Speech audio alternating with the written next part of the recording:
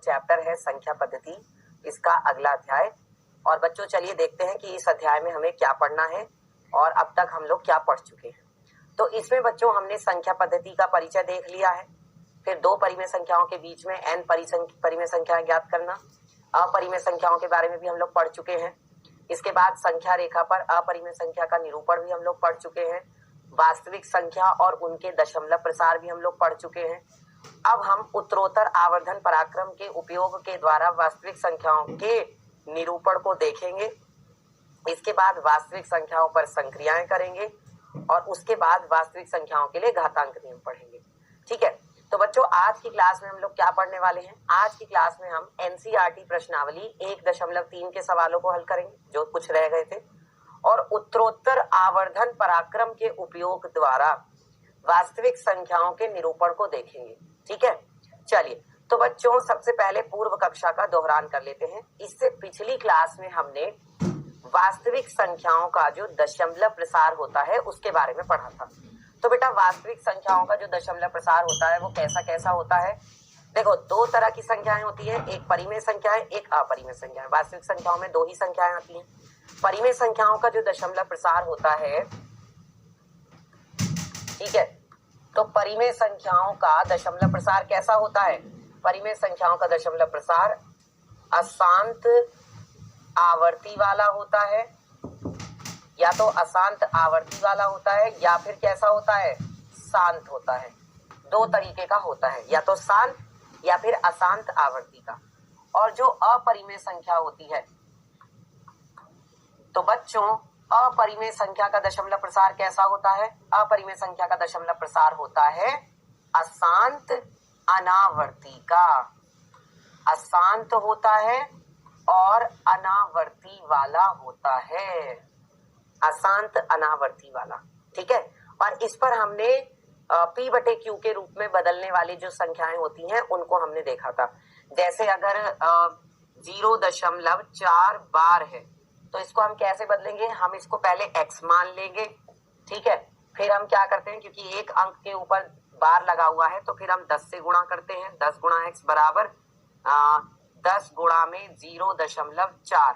अब देखो 4 के ऊपर बार लगा है ना, तो इसका मतलब 4 जो है वो बार बार आता जाएगा और पता नहीं कहां तक।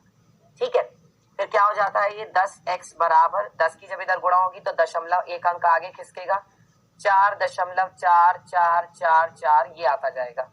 फिर क्या करते हैं? इसमें से इसे घटा देते हैं, तो 10x में से जब x घटाओगे तो कितना आ जाएगा? यहाँ से आएगा बेटा 4.0000 डैश डैश डैश। इसका मतलब बेटा यहाँ से 10 में से 1 जाएगा तो 9x बराबर कितना आएगा? 4। तो बच्चों फिर x बराबर कितना आ जाएगा? यहाँ से फिर x बराबर आ जाएगा 4/9। x बराबर कितना आएगा बच्चों? 4/9 आ जाएगा। ठीक है, तो ये है आपकी वो परिमेय संख्या। क्लियर?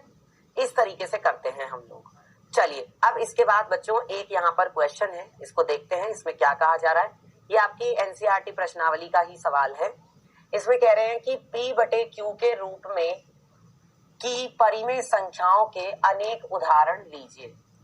जो P/Q के रूप की संख्याएं उनके अनेक उदाहरण लीजिए और जिनका एक के अतिरिक्त अन्य कोई उभयनिष्ठ गुणनखंड नहीं है और जिसका शांत दशमलव निरूपण यानी कि शांत दशमलव प्रसार है। क्या आप यह अनुमान लगा सकते हैं कि कौन सा गुण अवश्य संतुष्ट करना चाहिए? तो बच्चों देखो यहाँ पर क्या है, उन्होंने बोला है कि P और Q क्या है?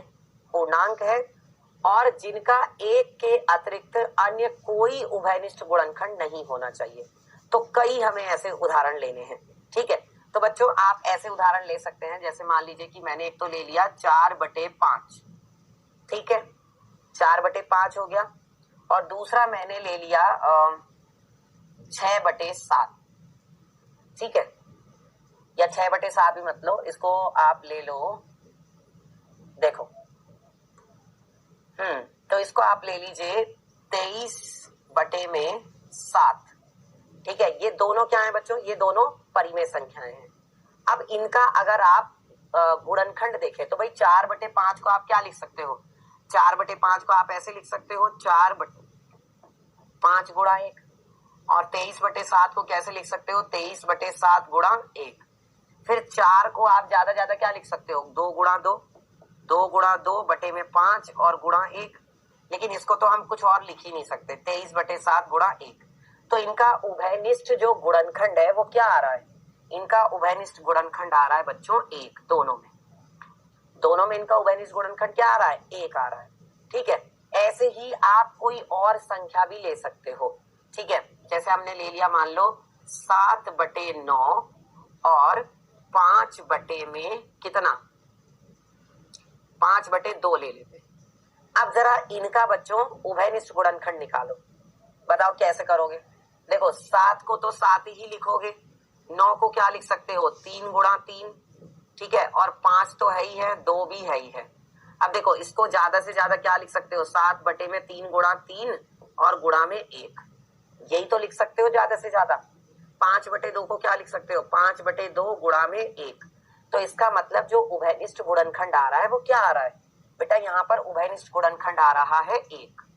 इसके अलावा और तो कुछ भी नहीं है। यही तो उन्होंने कहा था कि उभयनिष्ठ गुणनखंड क्या होना चाहिए? केवल 1 होना चाहिए, इसके अतिरिक्त कोई और नहीं होना चाहिए। और जिसका दशमलव प्रसार जो है वो शांत होना चाहिए। अब इनका दशमलव प्रसार देख लेते हैं कि शांत है या नहीं। ठीक है, तो देखो जैसे अगर 5 से किसको भाग दोगे? 4 को, तो आपने दशमलव लगाया, 0 बढ़ाई, तो 5 अट्ठे कितना हो गया? 40, खत्म। ठीक है, ये तो सही है। 23 और 7 का देखो, तो बेटा अगर 7 से 23 को भाग दोगे तो कितना आएगा? 7 तिया 21, कितना बच गया? 2, दशमलव लगाया, 0 बढ़ाई, 7 दूनी 14, कितना बच गया? 6। ठीक है, और फिर क्या किया बच्चों? इसके बाद दशमलव लगा हुआ है, 0 बढ़ा देंगे, तो 7 पंजे कितना हो जाएगा? 7 अट्ठे कितना होता है? 56। तो यहां से कितना आएगा फिर? 4। ठीक है, 7 अट्ठे 56, 4 आ जाएगा। अब जब 4 आया तो 4 को जब आप भाग दोगे किससे? 7 से, है ना? तो 4 ऐसे तो जाएगा नहीं, दशमलव लगा हुआ है, 0 बढ़ा दोगे, तो 7 पंजे कितना हो जाएगा? 35, तो बचेगा 5, फिर दशमलव लगा हुआ है, 0 बढ़ा दी, तो 7 छिंग 42, कितना बच गया?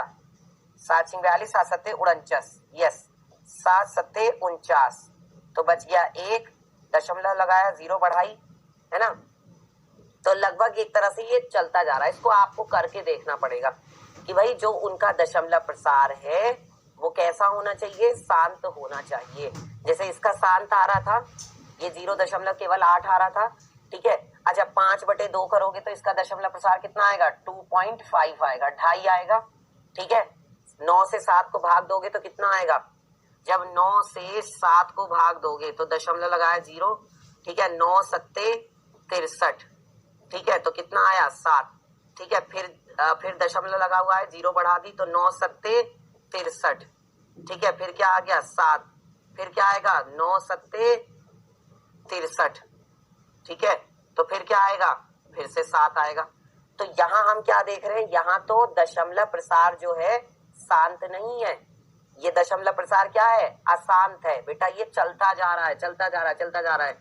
तो आपको ऐसी संख्या लेनी है जिसका दशमलव प्रसार शांत हो। तो जैसे मैंने 5/2 लिया, आप क्या ले लो? यहाँ पर कुछ और ले लो। अगर हम क्या लें, 3 और बटे में अगर मैं 4 लेता हूं तो 3/4 कितना आएगा? करके देखना जरा।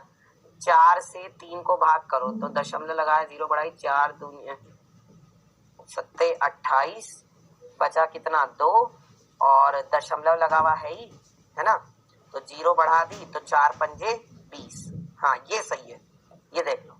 तो 3/4 ले लो और 5/2 ले लो। ठीक है बच्चों, इस तरीके से आप अलग अलग संख्याएं ले लेकर देख सकते हैं। ठीक है, और भी संख्याएं आप लेकर देख सकते हैं। ठीक है ना बच्चों, चलिए आगे बढ़ते हैं। इसके बाद अगला सवाल है, ऐसी 3 संख्याएं लिखिए जिनका दशमलव प्रसार अनवसानी अनावर्ती का हो। बेटा अनवसानी जो लिखा हुआ है इसका मतलब होता है अशांत। इसका मतलब क्या होता है? इसका मतलब होता है अशांत। ऐसी हमें 3 संख्याएं लिखनी है जिनका दशमलव प्रसार अशांत हो और अनावर्ती का हो।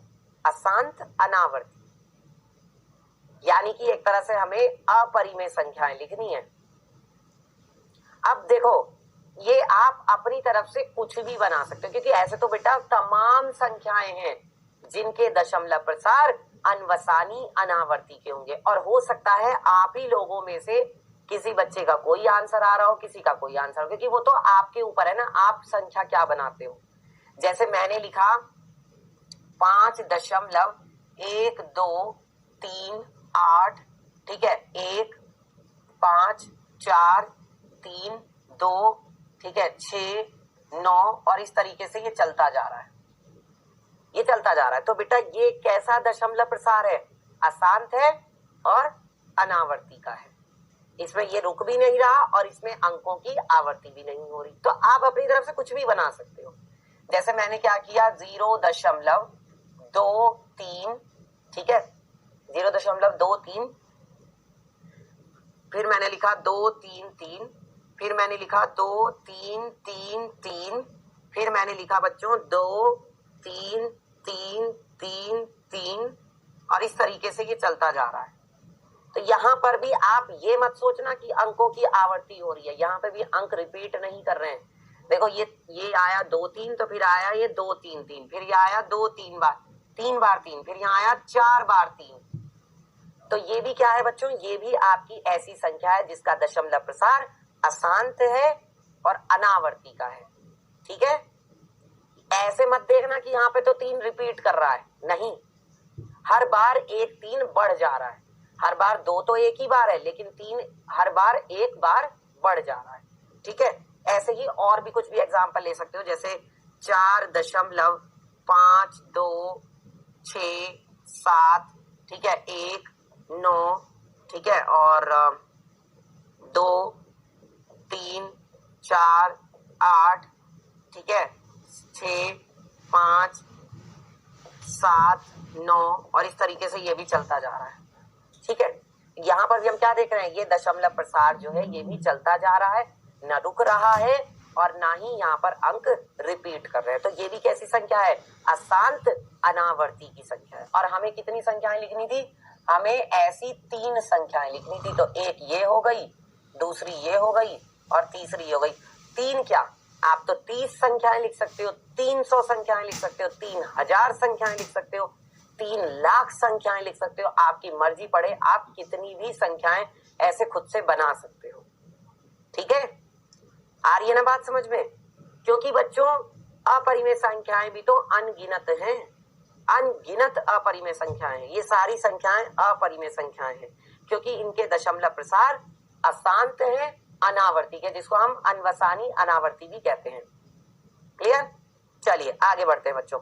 इसके बाद क्या है, परिमेय संख्याओं 5/7 और 9/11 के बीच की 3 अलग अलग कौन सी संख्याएं लिखनी है, अपरिमेय संख्याएं लिखनी है।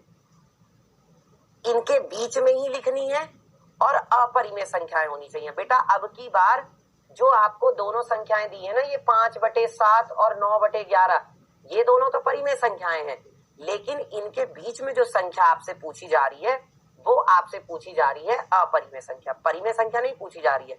तो कैसे करोगे, क्या करोगे बताओ, कैसे निकाल सकते हो, सोचो जरा, कैसे निकाल सकते हो बच्चों, बताओ।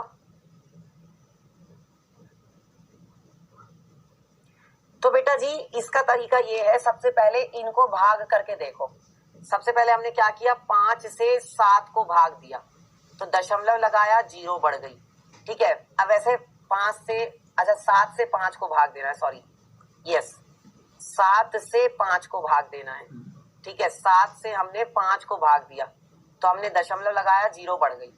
ठीक है, फिर क्या होगा बच्चों, देखो 7 सत्ते कितना होता है, 49, बचा कितना, 1, फिर क्या आया, दशमलव लगाया, 0 बढ़ गई, 7 एकम 7, कितना बच गया, 3, दशमलव लगाया, 0 बढ़ गई। ठीक है, तो 7 चौक कितना होता है, 7 चौक होता है 28। ठीक है, फिर क्या आया, 2 आ गया, दशमलव लगाया, 0 बढ़ गई, 7 दूनी 14, तो कितना आया, यहाँ से आ गया 6, दशमलव लगाया 0 बढ़ा दी, 7 अट्ठे 56, कितना बच गया 4 बच गया, दशमलव लगाया 0 बढ़ा दी, फिर आएगा क्या 7 पंजे 35, तो यहाँ से क्या आ गया 5 आ गया, क्या आ गया बच्चों 5। अब 5 आ गया है ना, तो फिर से 5 ही आ गया, फिर से 5 आ गया ना, दशमलव लगा हुआ है 0 बढ़ जाएगी, यानी फिर से क्या आएगा, फिर से 7 सत्ते 49 आएगा, मतलब अब फिर से वही अंक आने लगेंगे। तो बच्चों 5/7 का मतलब है कौन कौन से अंक आएंगे, 0.71428 और फिर से यही आएगा 71428 और फिर से यही आएगा 71428 और फिर से यही आएगा 71428 और ये चलता जाएगा। तो इसका दशमलव प्रसार तो ये आ गया। अच्छा, अब हमें देखना है 9/11 को, तो अब क्या करो, 11 से 9 को भाग दो, बताओ क्या आएगा। तो 11 से 9 भाग जाएगा नहीं, 0 लगेगी, 11 अट्ठे 88, कितना आ गया 2, ठीक है, दशमलव लगा है 0 बढ़ा दी, तो 11 एकम 11, कितना बच गया 9 बच गया, 20 में से 11 घटाएंगे कितना बचेगा 9, फिर से हमने क्या लगाया दशमलव लगाया 0 बढ़ा दी, तो फिर से 11 अट्ठे 88, तो फिर क्या बचेगा 2, फिर क्या आएगा बच्चे, यहाँ पे 0 बढ़ जाएगी तो 11 एकम 11, तो फिर से क्या आएगा 9, तो यही आता जाएगा। इसका मतलब जो बेटा आपका 9/11 है, इसको आप लिख सकते हो 0.818181 और ये चलता जाएगा, है ना। अब हमें ऐसी संख्याएं लिखनी है जो इन दोनों के बीच में होनी चाहिए, और कितनी, 3 अलग अलग, और कैसी होनी चाहिए, अपरिमेय होनी चाहिए। तो बेटा अपरिमेय संख्याओं का दशमलव प्रसार कैसा होता है, अशांत होता है। हालांकि इन दोनों का भी दशमलव प्रसार अशांत है, लेकिन अपरिमेय संख्याओं का दशमलव प्रसार अनावर्ती वाला होता है, उसमें अंक रिपीट नहीं करते, और यहाँ पर तो अंक रिपीट कर रहे हैं, वैसे भी ये तो परिमेय संख्याएं तो करेंगे ही, जाहिर सी बात है, ठीक है। तो अब देखो मैं संख्याएं बनाने जा रहा हूँ एक तरह से खुद से, और आपकी जो संख्या है वो इन दोनों के बीच में होनी चाहिए। तो देखो बेटा मैंने क्या लिखा, 0.7142, यही है ना, तो मैंने क्या ले लिया 0.72 ले लिया। अब जो 0.72 होगी, 71 था ना ये, तो जो 0.72 है वो इन दोनों के बीच में ही तो होगी। अब ये तो क्या है, इसको मुझे क्या बनाना है, अशांत बनाना है, अनावर्ती का बनाना है। अब कुछ भी अंक लिख दो, 1 2, ठीक है, 3 4 5 6 और फिर से 2, फिर से 6 5 4 3 8 9 1 7 और इस तरीके से इसको दिखा दो। ये आपकी एक संख्या हो गई। कितनी लिखनी है, 3 लिखनी है अलग अलग। एक तो ये हो गई, ये तो हो गई बेटा पहली संख्या, ये तो पहली हो गई। अब दूसरी देखो, दूसरी देखो कैसे करेंगे। अभी क्या है, इन्हीं दोनों के बीच में लिखनी है, तो एक मैंने ले ली 0.73, 0.73 वाली जो संख्या है वो इन दोनों के बीच में ही तो होगी। अच्छा, अब इसको मैं क्या लिख सकता हूँ, इसको मैं लिख सकता हूँ 7 3, तो 1 2 5 4 3 8, जो मेरे मन में आ रहा है मैं लिखता जा रहा हूँ, ठीक है। कुछ भी आप लिख सकते हो, बस ध्यान ये रखना अंक रिपीट नहीं होने चाहिए, ठीक है। कोई सीक्वेंस नहीं बननी चाहिए जो रिपीट हो रही हो, ठीक है। 2 फिर 4 फिर 5, ठीक है, और फिर 6 फिर 7 फिर 8 फिर 9 और इस तरीके से ये चलता जा रहा है, ठीक है। रुक ही नहीं रहा, क्योंकि रुकना नहीं है, तभी तो वो अपरिमेय संख्या होगी। अच्छा, उसके बाद तीसरी संख्या लिखते हैं। देखो 2 संख्याएं हो गई, अब तीसरी संख्या लिखने जा रहे हैं। अब देखो 0 क्या है बच्चों, ये 8 1 है, तो क्या मैं 0.8 है ना, और 0 वाला नहीं ले सकता संख्या। देखो ये तो 8 1 है ना, जो 8 0 वाली संख्या होगी वो तो इन दोनों के बीच में ही होगी। अब इसके बाद कुछ भी लिख दो, तो देखो 0 1 0 0 0 1 0 0 0 0 2 0.00003 और इस तरीके से दिखा दो डैश डैश डैश। अब बताओ ये संख्या जो है बेटा इन दोनों संख्याओं के बीच में होगी। समझ में आया सबको ये वाला सवाल? और ऐसा नहीं है कि केवल यही 3 संख्याएं हैं बेटा, आप जब खुद बनाने बैठोगे ना संख्याएं तो पता नहीं कितनी संख्याएं बना दोगे। और हो सकता है कि, और ऐसा होगा डेफिनेटली, कि आप लोगों के आपस में भी आंसर मैच नहीं करेंगे, क्योंकि किसी के दिमाग में कुछ आ रहा है, किसी के दिमाग में कुछ आ रहा है ना। तो वो इस तरीके से होता है। अब जैसे मैंने भी तो अपने मन से कुछ भी लिखा है। चलिए आगे बढ़ते हैं बच्चों। अब इसमें क्या कहा जा रहा है सवाल में, देखते हैं। इस क्वेश्चन में हमसे कहा जा रहा है कि निम्नलिखित संख्याओं में से कौन कौन संख्याएं परिमेय हैं और कौन कौन संख्याएं अपरिमेय हैं, ये हमें बताना है। तो बेटा यहाँ पर वही वाली बात है कि हम दशमलव प्रसार से पहचान लेंगे। हमने दशमलव प्रसार ही तो पढ़ा है, उसी से पहचानेंगे।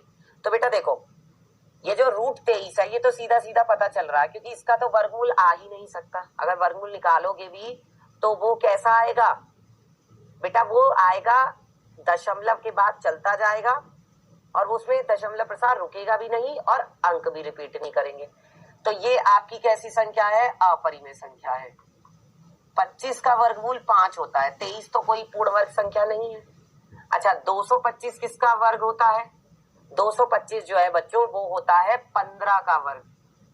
15 15 कितना होता है 225, ठीक है। 15 15 कितना होता है 225।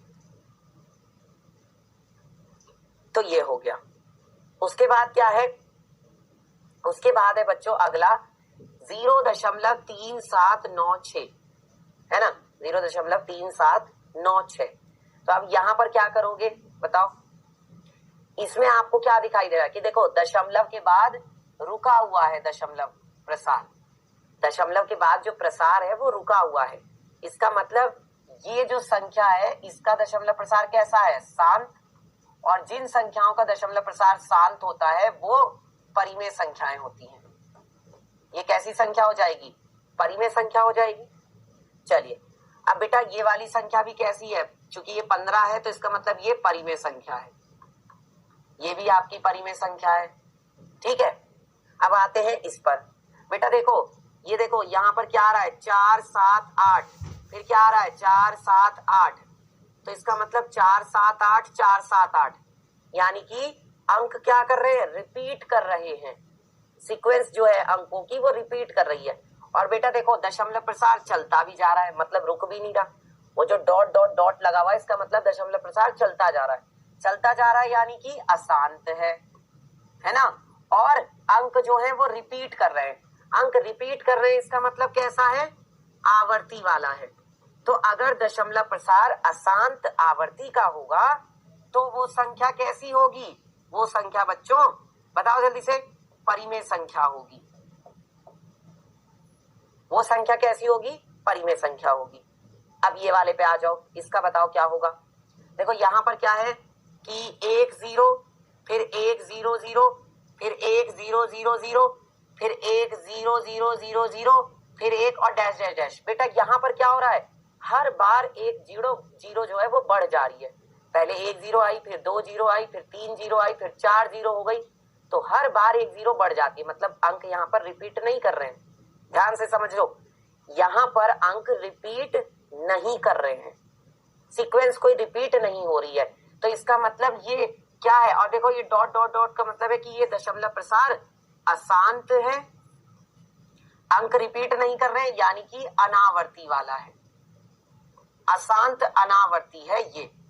तो अगर ये अशांत अनावर्ती हुआ तो ये संख्या कैसी हुई बताओ, अगर ये अशांत अनावर्ती हुआ तो इसका मतलब ये संख्या कैसी हुई, ये संख्या हो गई बच्चों अपरिमेय संख्या।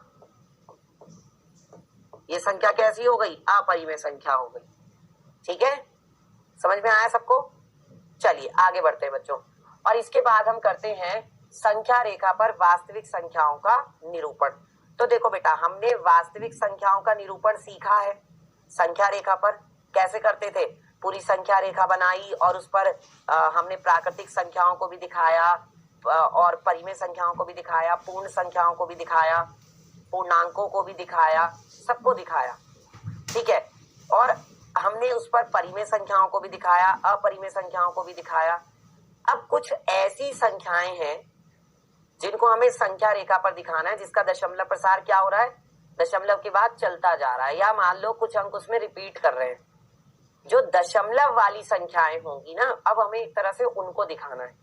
तो उनको कैसे दिखाएंगे बच्चों? मान लो अगर हमें कोई संख्या दशमलव में दी गई है, तो वो भी वास्तविक संख्या, तो उसको कैसे दिखाएंगे?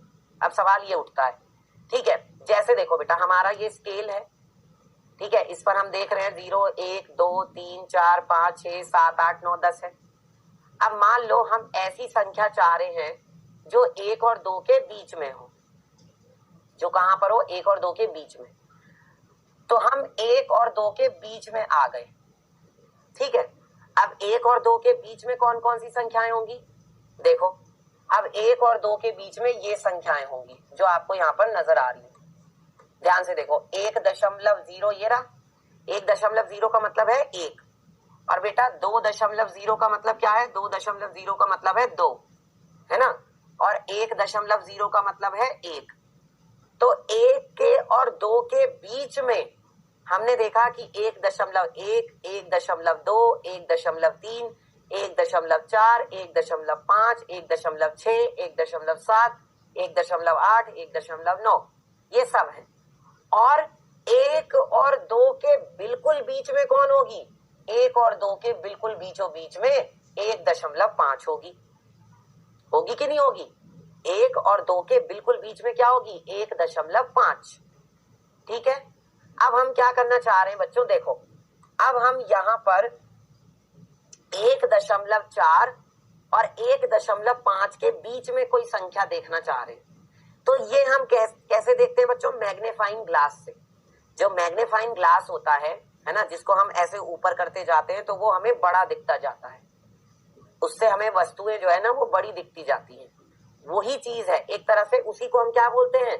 उत्तरोत्तर आवर्धन पराक्रम। उत्तरोत्तर आवर्धन बोलते हैं बच्चों उसको हम, जो वो हम मैग्नीफाइंग ग्लास से देखते हैं चीजों को। ठीक है, तो वही हम करते जा रहे हैं, ऐसे हम देखते जा रहे हैं। तो हमने जब इन दोनों के बीच में देखा 1.4 और 1.5 के बीच में, तो देखो ये रहा हमारा 1.4 और ये रहा बेटा हमारा 1.5। इन दोनों के बीच में कौन सी होगी?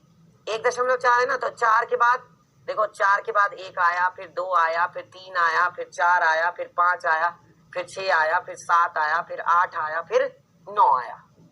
ठीक है, अब हम क्या चाह रहे हैं? अब हम इन दोनों के बीच में संख्याओं को देखना चाह रहे हैं। किनके बीच में? 1.44 और 1.45। ठीक है, तो इनके बीच में देखते हैं कैसे होंगी संख्याएं। अब देखो, हम किसके बीच में देखना चाह रहे हैं? 1 दशमलव किसके बीच में? हम देखना चाह रहे हैं 1.4 हाँ 1.44 और 1.45 के बीच में। ठीक है, तो देखो कहां पर है? 1.41 और ये रहा आपका 1.412, है ना। तो देखो जरा, 1.411, 1.412, 1.41 और 1.42, है ना। इन दोनों के बीच में क्या होगा? 1.411, 1.412, 413, 414, 415, 416, 417, 418, 419। ठीक है, अब ये रही हमारी 1.414। बेटा 1.414, इसका आप मान ऐसा समझ सकते हो कि शायद ये वर्गमूल 2 का मान है। हालांकि वर्गमूल 2 का मान ये नहीं होता, है ना, लगभग में मान सकते हैं। ठीक है, इसी के आसपास होता है। अब हम क्या करना चाह रहे हैं? तो इस तरीके से बच्चों हम लोग देखते हैं उत्तरोत्तर आवर्धन पराक्रम से।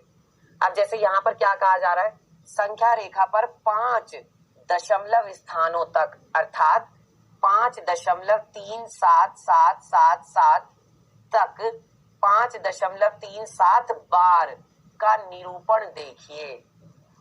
देखो इसका निरूपण संख्या रेखा पर कहां तक? 5 दशमलव स्थानों तक, 1 2 3 4 5।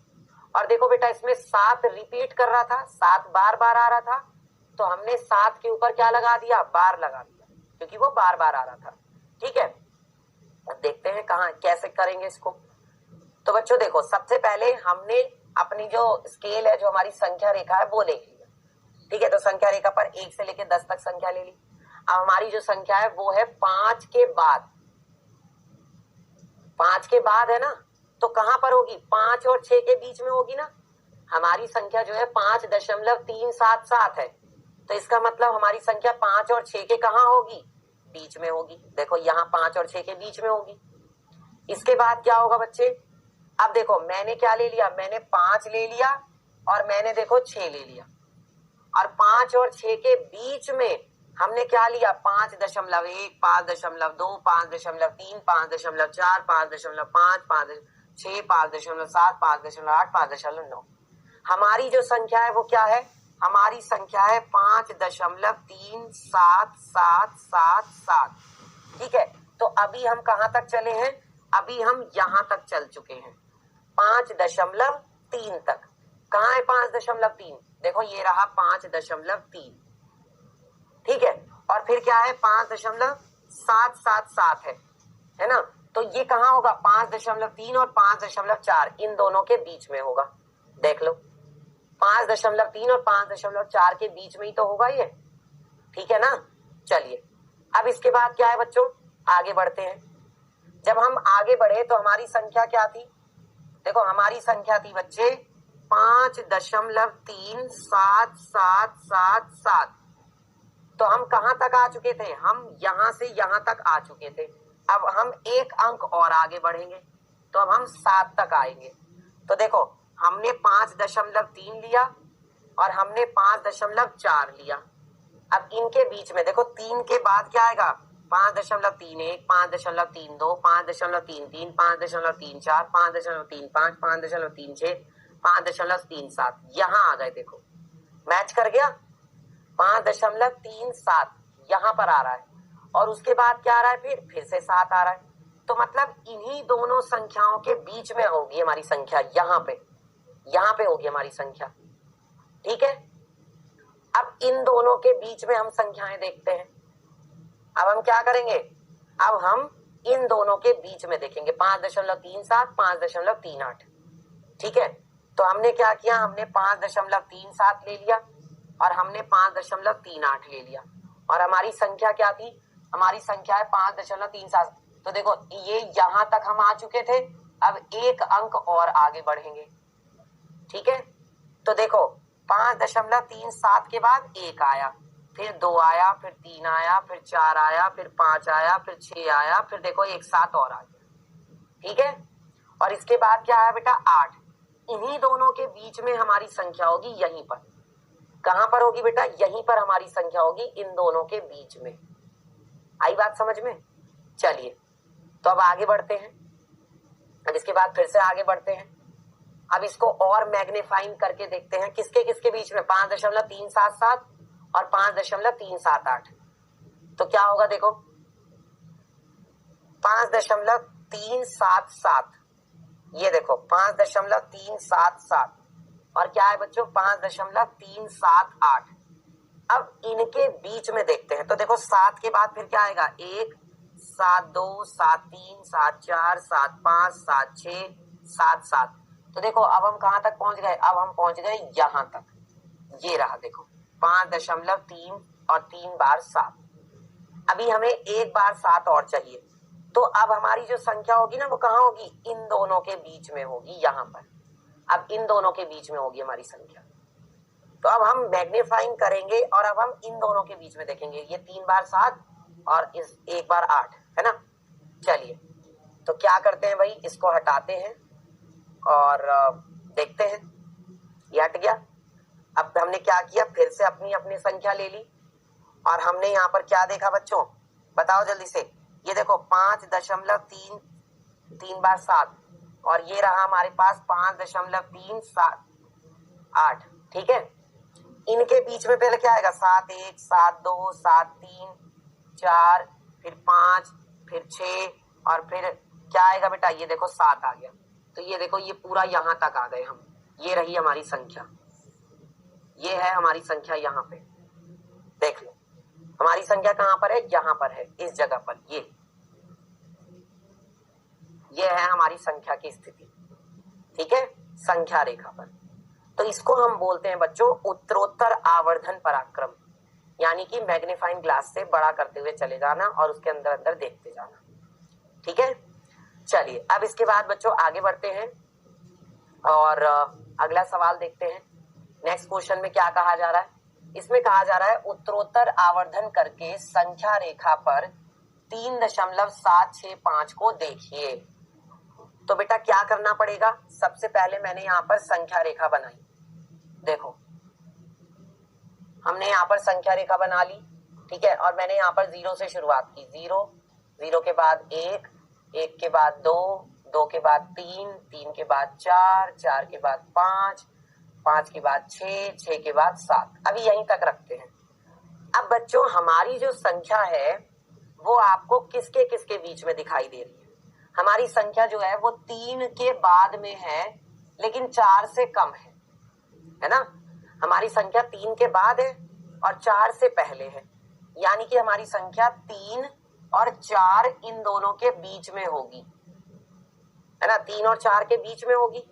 अब हम एक और संख्या रेखा बनाते हैं, देखो अब हमने क्या किया, एक और संख्या रेखा बनाई और यहां पर हमने क्या लिख लिया, 3 लिख लिया और यहां पर हमने लिख लिया 4, ठीक है।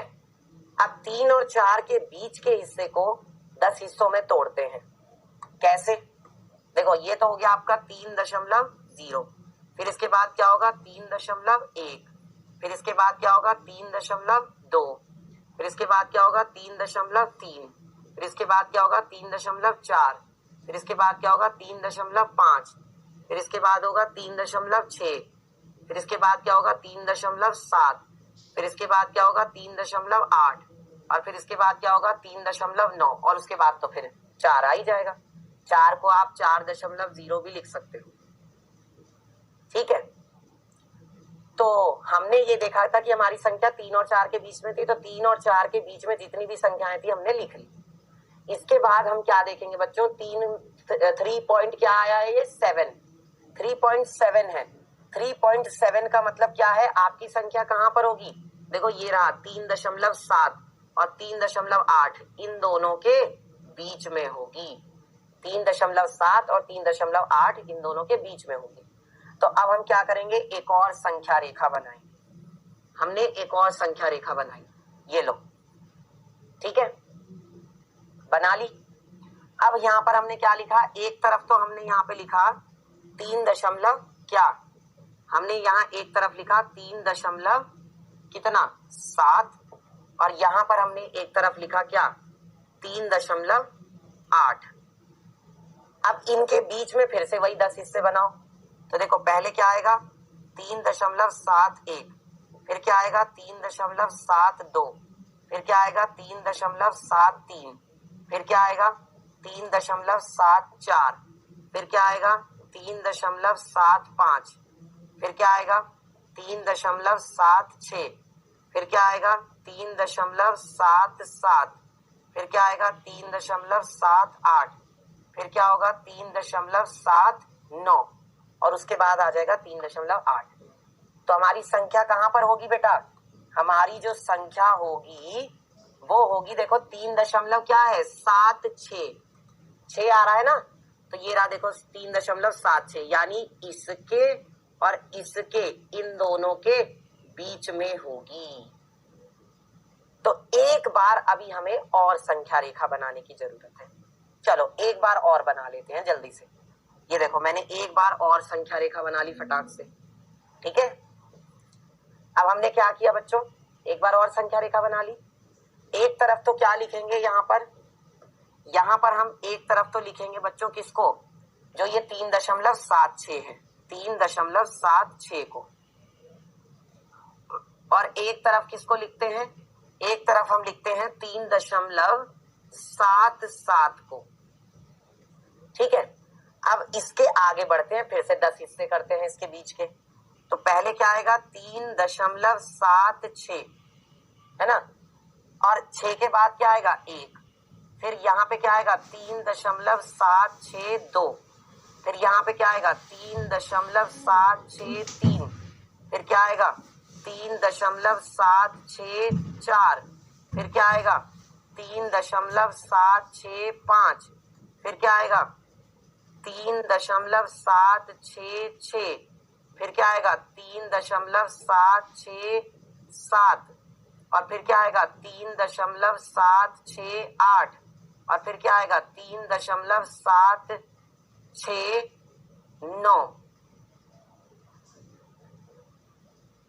है ना। और उसके बाद क्या आ जाएगा 3.77 आ जाएगा। यहां तक सबको समझ में आ रहा है? बताओ, यहां तक सबको समझ में आ रहा है बच्चों? चलिए बताइए जल्दी से, यहां तक क्लियर हो रहा है? ठीक है।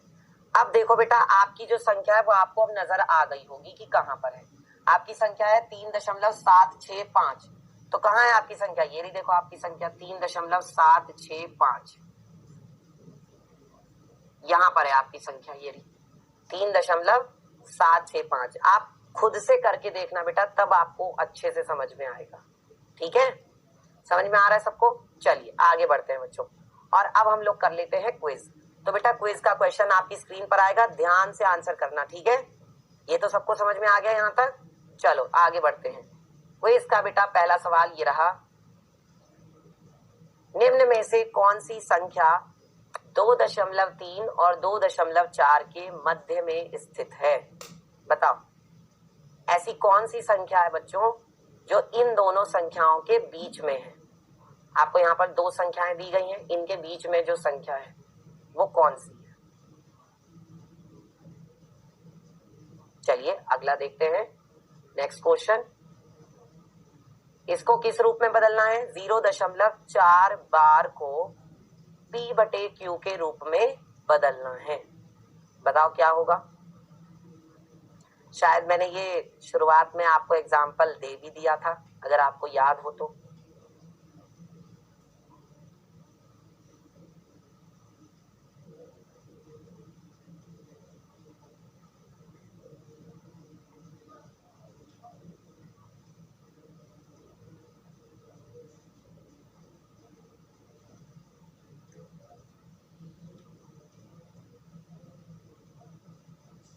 चलिए डिस्कस कर ले बच्चों, बताइए, डिस्कस कर लिया जाए? चलो डिस्कस कर लेते हैं। तो बेटा देखो, पहला सवाल क्या था? फर्स्ट क्वेश्चन था 0.4, निम्न में से कौन सी संख्या 2.3 और 2.4 के मध्य में स्थित है? मध्य का मतलब है बीच में। तो बेटा बीच में कौन सी है? 2.3, और उसके बाद क्या होगा? देखो ये तो 0.2, ये तो होगी नहीं, ये 0.22, ये भी नहीं होगी, ये 2.4 है। तो भैया 2.4 के बाद एक भी आ रहा है, और यहाँ पर क्या है? 2.4 का मतलब है 2.40, है ना? तो यानी कि ये भी नहीं होगी, और ये क्या है? देखो 2.3445, तो ये क्या होगी? ये इन दोनों के बीच में होगी, यानी आपका पहला विकल्प बिल्कुल सही है। ठीक है, चलिए अगला सवाल देखते हैं। क्वेश्चन नंबर 2 में कहा है 0.4 बार, तो सबसे पहले x मान लेते हैं, किसको? 0.4444, है ना? यानी कि इसको हमने मान लिया 0.4 बार। अब एक अंक के ऊपर बार है तो 10 से गुणा कर दोगे, 10x बराबर कितना होगा? जब यहाँ 10 से गुणा करोगे तो एक अंक आगे खिसकेगा, यानी 4.4444 ये आ जाएगा, है ना? तो बेटा 10 में से एक घटाएंगे तो कितना आएगा? 9x। इसमें से इसे घटाना है, ठीक है, और इसमें से इसे घटाओगे तो ये आएगा आपके पास 4.0000 डैश डैश डैश करके देख लेना, ठीक है। तो बेटा x बराबर 9x बराबर कितना आ गया? 4। तो x बराबर कितना आ गया? 4/9। x बराबर कितना आ गया? 4/9, यानी कि आपका C विकल्प सही है। ठीक है, आज के लिए प्यारे बच्चों बस इतना ही, बाकी हम लोग पढ़ेंगे अगली क्लास में। तो आज हमने क्या सीखा? एक तो एनसीईआरटी प्रश्नावली 1.3 के सवाल, दूसरा उत्तरोत्तर आवर्धन पराक्रम के उपयोग द्वारा वास्तविक संख्याओं को हमने संख्या रेखा पर देखा। ठीक है, आज का होमवर्क मैंने आपको ऐप पर दे दिया है, जाकर आप कर सकते हैं। और अगली क्लास में हम लोग सीखेंगे वास्तविक संख्याओं पर संक्रियाएं। तो मिलते हैं फिर आपसे अगली क्लास में। तब तक के लिए आप सभी बच्चों का बहुत बहुत धन्यवाद।